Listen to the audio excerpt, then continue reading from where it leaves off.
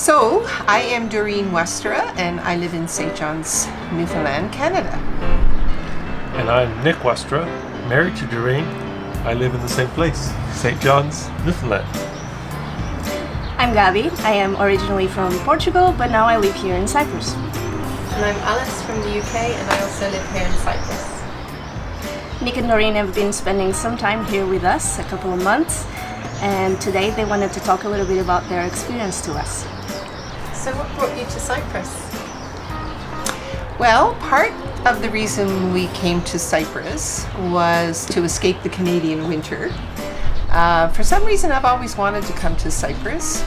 But secondly, we had connected with you two 2 years ago, and we just really wanted to come and join in the work that you were doing here with students. We have always been interested and involved in student ministry and specifically in international student ministry. And from your description of the work here, we thought this was a great fit for us. So what kind of things have you been up to while you've been here in Cyprus? We've done the tourist stuff. We've pretty much seen the whole island, or we will have seen the whole island before we leave, and visited more monasteries and churches and so on than we probably care to enumerate. But I think the most meaningful part for us has been the work with students and the connection with you two. We've hung out with students. We've led discussions, and it has just been fantastic getting to know them and getting to love them. We fed them. We've spent time with them, we've had meals with them, we've done Bible study to them, we've done some touring with them. It's all been good. I think I made about 12 cakes. 12 cakes? 12 cakes since I've been here, yeah, for students. And I really enjoy that because every time we've gone for the meetings, it's been like 6 o'clock or 7 o'clock, and it's been before dinner Cypriot time. And I feel they're kind of hungry, they need a little bit of something, and I just love to see them gather around and take a first piece and then a second piece, and I enjoy that. Yeah, because here dinner time is from 7 till 9, and you normally have dinner at 6 o'clock in Canada, right? Yeah. So she's imposing her hungriness on them, but it works. Well, we do have the mid-afternoon snack, so that's really appreciated for them, like with a cup of coffee, coffee culture, and cake. And our experience in working with students is that you can feed them anytime, and they will eat. So, yep, that is very true. Yeah. But we've also been very impressed with the students, their level of commitment. Different groups have different issues, different problems, but they all seem to be very consistent in their commitment and dedication to the faith. Very commendable. And the other thing that I've enjoyed is seeing them relating to one another. They form a very close community, and I think they support one another, but they have a lot of fun together. And it's sort of seeing how the church should be in action. Like when that one student, when his father died and he didn't have enough money to go back, and the other students pitched in. That's a big commitment for students because they don't have a lot of money. Yeah. But I think that shows the love and care that they have for one another. Yeah, we think that's really cool because it will reflect in the church in the future how they have developed a habit of generosity, and they will take care of one another back in their countries. Well, going on from that, what are some of the highlights or significant experiences that you've had? I think for me, well, there's been lots of highlights, so it's really hard. It's like picking what your favorite city in Cyprus is. Like there's 5, but I'll just highlight a few things. 5 cities or 5 favorites? No, 5 favorites. And I think one of the highlights has been joining the students in worship at Metu, and also in Famagusta, and just watching them worship and participating with them in that worship has been really meaningful for me. And hearing their comments, like it's very exciting to lead a Bible study where students are connecting to what you're saying, and they're adding comments, and in my mind I'm thinking, yes, and I'm thinking, that is so mature, and it just stimulates you as a Bible study leader when they're so responsive to that. And I think another highlight was yesterday when we had the goodbye party, and I was just touched by the fact that they had to take a bus, they had to spend money to come to say goodbye to us. And I kind of would prefer to be in the background, like not have the limelight shine on me in that regard. And yet I was thinking that we were talking about how important it is to receive as well as give in one of the Bible studies that we led. And it was just touching to see them come, and they came with a cake, which was kind of nice. It was a beautiful cake. And then the students gave us a wonderful gift, pictures that we can always look and remember them on canvas.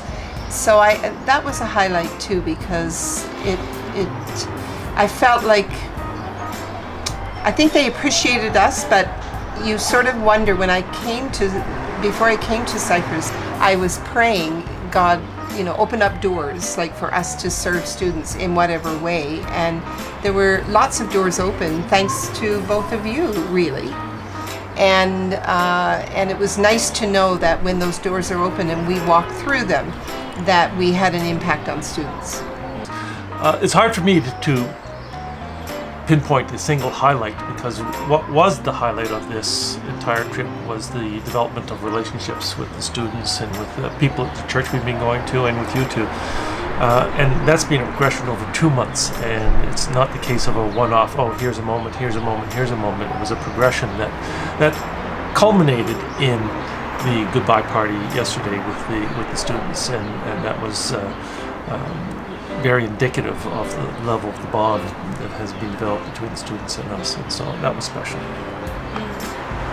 And I think the other highlight for me, or another highlight, is getting to know the two of you, because previous to this it was a newsletter and comments on Facebook, and I would kind of figure out, like I knew Gabby liked birds, and I didn't really know you, and I feel like I'm leaving now having a really much better understanding of who you are, and I have appreciated and been impressed with your commitment to student work here in Cyprus, and that's encouraging and it's exciting, and I've really enjoyed the time that we have spent together, aside from the student contact, just hanging out together, eating together, having fun, that kind of thing. I've really enjoyed that as well. Tour guides. Yeah, and you've given us some practical help in terms of, a physician to see, or, how to get a phone card, that kind of thing, right? So what are some of the challenges that you've observed in the work here? Some of the challenges here are, with respect to Cyprus, is that education here seems to be an industry. There are so many universities and educational institutions, and they are all different. You have a borderline where you have some people are in a Turkish Muslim part of the island, others are in a Greek predominantly Orthodox part of the island, and there's different levels of support for Cyphus and for Christian work. You have financial disparities between one group and the other, or one institution and the other. And it's just that diversity, it's got to make it tough, especially the differences in the amount of support that you get at different institutions, where you get some institutions that are not supportive at all and others that are highly supportive. So that's one of the bigger challenges. The other challenge is that because of the borderline that goes between, you can't interact a lot of the groups one with the other, because that border constitutes an impediment and a big hurdle to a lot of interaction with students from the south with the north. And that's unfortunate, and that's sad, and that's one of the evils of borders and politics, but it does make your work here much more challenging.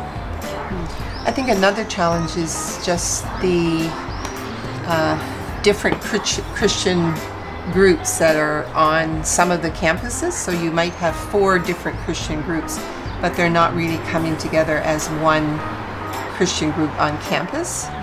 And so you've got a little bit of silo stuff going on. Yeah. And also in the north, where it's predominantly Muslim, there's not much support for a Christian group.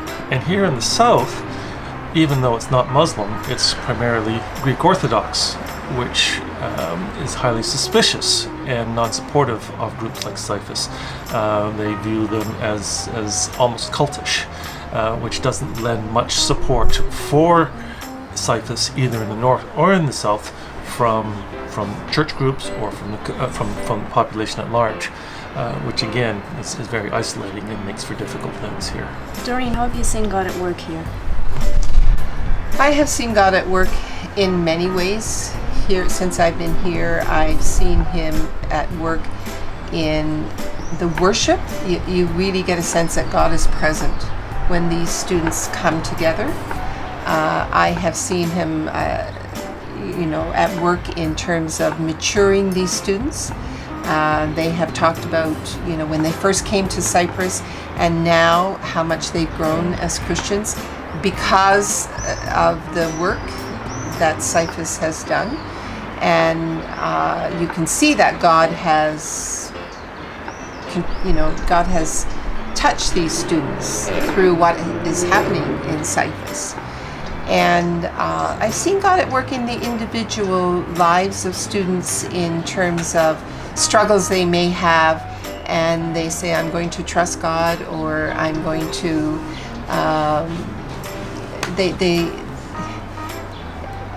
they're not as overwhelmed by their troubles, that they seem to have a strong sense of trust and dependence on God and a willingness to trust him for their future. And I think that happens over a period of time as they see God working in their lives, and then they're taking that next step of faith. So, which is even more remarkable because we are here at this point in time. We haven't seen them, what they were like when they first arrived, and so these students are, I would put them on the humble side of things. And when they say they've grown this much in their spirit of humility and humbleness, you got to know that they've grown. And I think in Lefka, the work is only 8 months old. There, the group is only 8 months, and yet they have a good solid group of 12 students who seem to come out regularly, and they seem to have a desire to continue this. And I think the connection with Maytu helps with that, because they're not alone, and they can see a group that has been functioning longer, is functioning well, and they can learn from that group. And they seem very willing to do that. So that's exciting to see, and it's exciting to see first year students come and join, because then that's going to, the sustainability of the group will continue.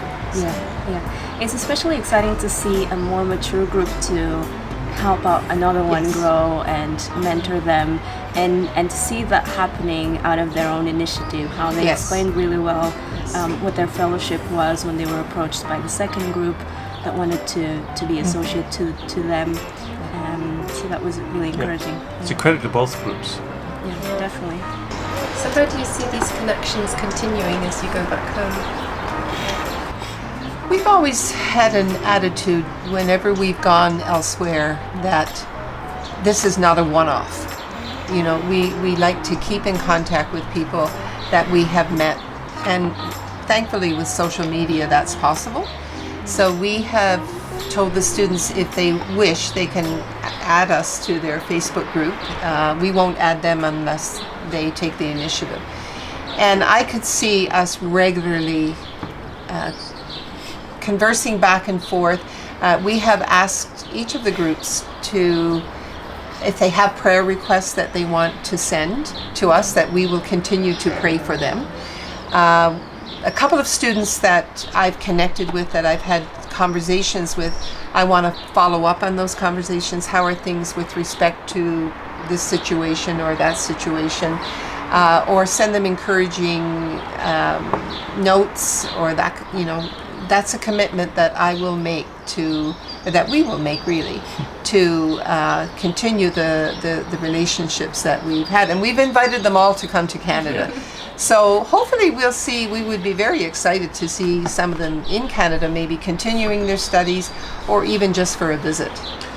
And we would mind coming back to Cyprus someday. Don't know when, don't know how, but many years ago we connected with an orphanage in Romania and have maintained contact with those kids in that orphanage. Now it's a little bit different when you start with a 10-year-old and they grow up and you go every 3 or 4 years and you see them. Here you're students, and in 3 or 4 years most of the students that we've met will be gone.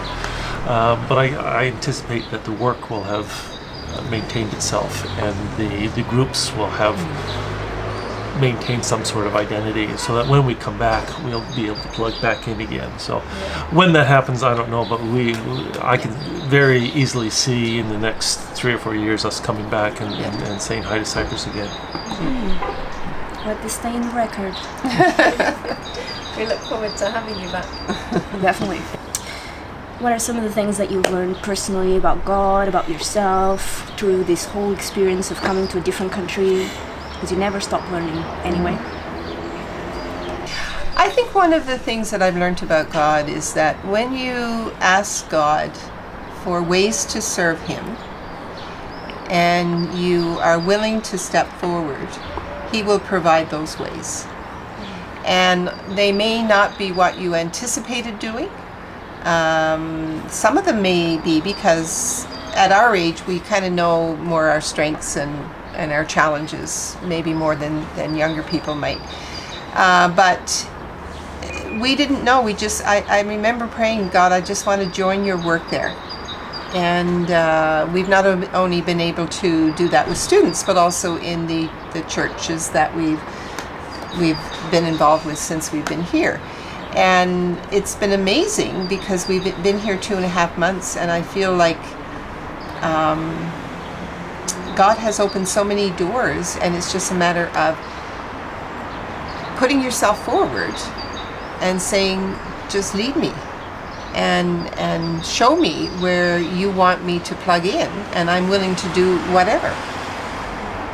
So I've learned, I guess, that or it's reaffirmed that God can be trusted to provide for me and to provide for us as we step forward, no matter where we go.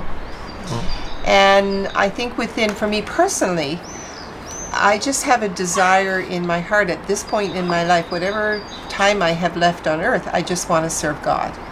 And however that plays out, and I love students, and I love connecting with students and young adults, and however that plays out, I'm open.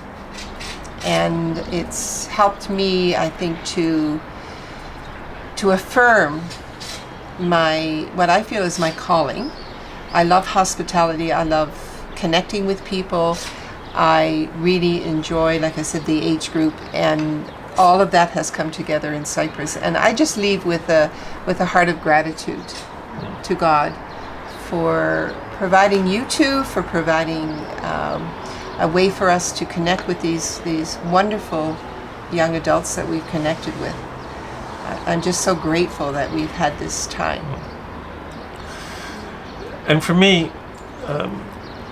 both of us are recently retired, and both of us have been sort of searching, what are we going to do in our retirement? Our vision of retirement is not playing golf, sitting by the pool, and relaxing with the attitude you see in the media. You've deserved it, take a break for the rest of your years. That's not our attitude.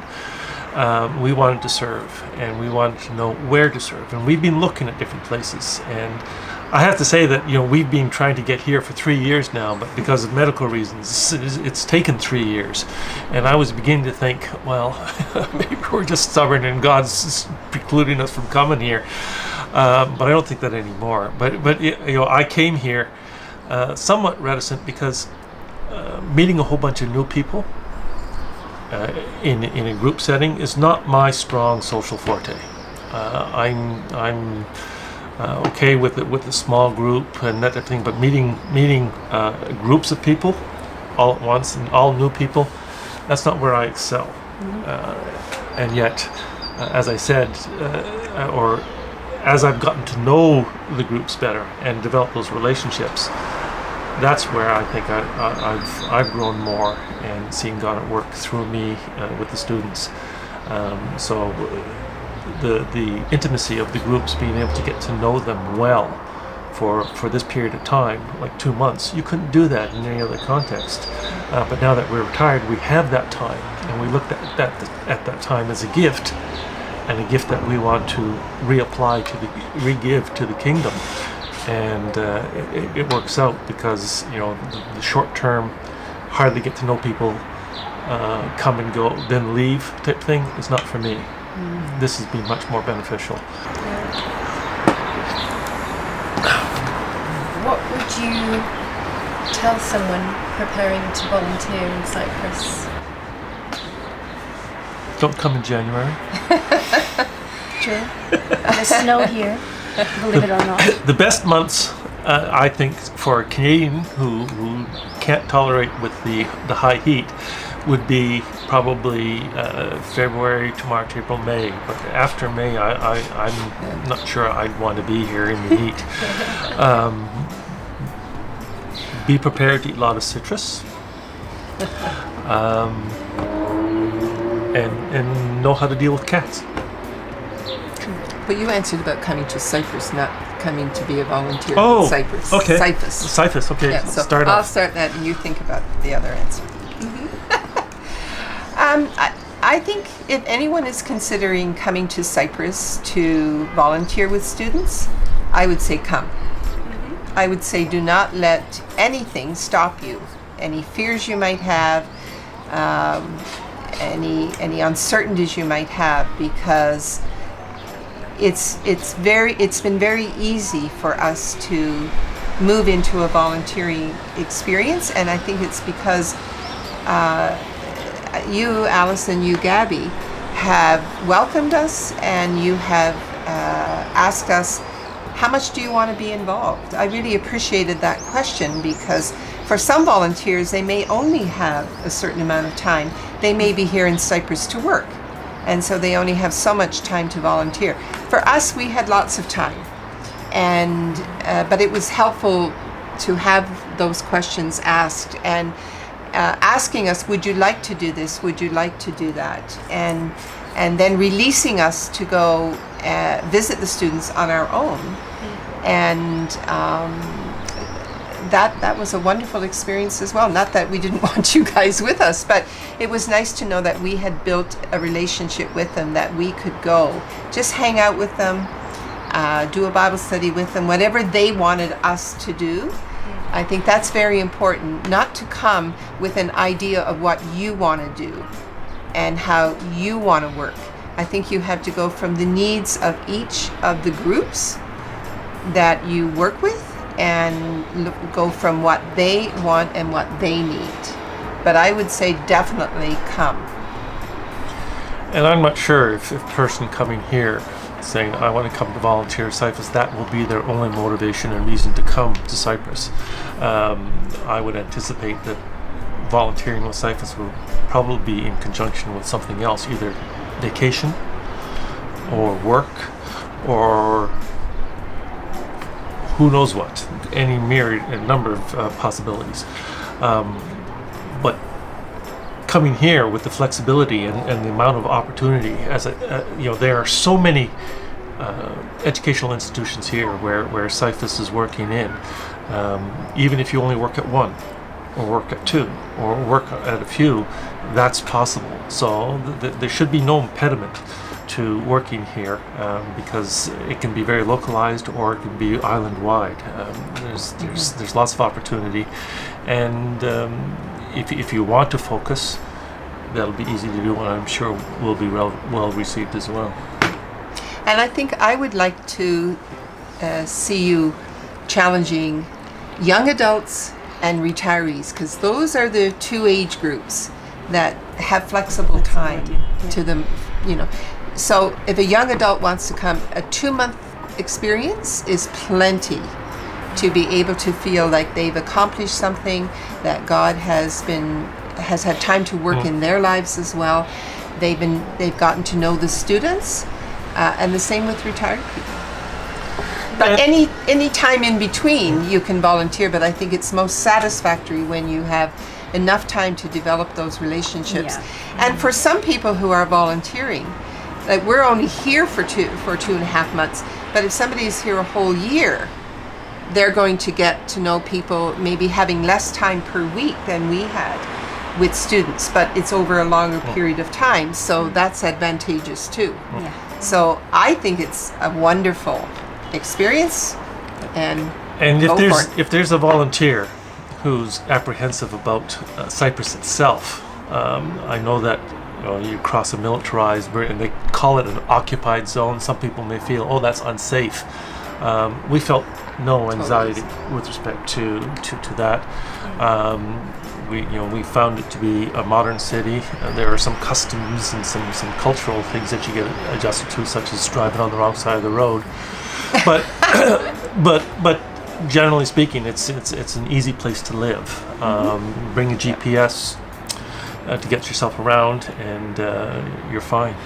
And the local people, the Cypriot people, are very lovely, friendly people. And language has not proved to be a barrier. If you speak English, you can get along fairly well. There were times during the 2 months where we encountered people and there were some language difficulties, but they were very gracious with us, and we were able to get through it without much difficulty. All right, it's getting cold. Yes. And I've been drinking my non-existent drink. You know what? When I watch TV sometimes, I watch the people in the background, or like they're sitting around a meal and they never eat. Yeah, You notice true. that? Yes. Like Or they leave their meal. they'll go like that and toy with their food, but you'll never see them putting their, and I thought, I'm not going to be like that. Bye. Bye. Oh. Well, we just wanted to thank you both for coming. It's been a real pleasure and an encouragement to us as well to have you here, and just the way that you have been flexible and hands-on and pitching in whenever and however needed, and going by Cypriot and African time as well. And it's just been such a pleasure to have you here, and an encouragement and a blessing to us, and we look forward to hearing of further adventures and to having you back again. Keep in Thank touch. you. True. Yes. True. We'll keep in touch for sure. And you guys have to come to Canada. Yes. It's gonna be cold. Bring lots of layers.